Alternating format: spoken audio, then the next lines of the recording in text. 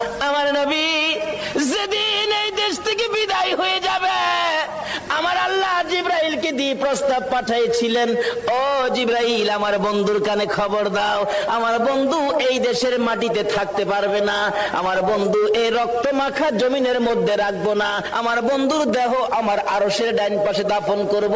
জিব্রাইল খবর নিয়ে ডাকতেছেন, হুজুর আল্লাহর সালাম গ্রহণ করুন। আমি জিব্রাইলের সালাম গ্রহণ করুন। আল্লাহর নবী গো, আপনার দেহ মোবারক আল্লাহর আরশের ডাইন পাশে দাফন হবে, আপনি খুশির সহিত কবুল করুন।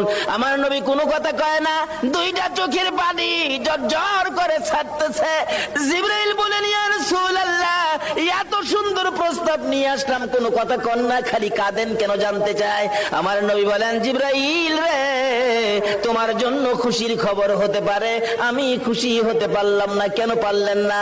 রে জিবরাইল, আমার দাফন আল্লাহর আরশের ডান পাশে হবে, আমি জানতে চাই আমার গুনাহগার উম্মতের দাফন কই হবে?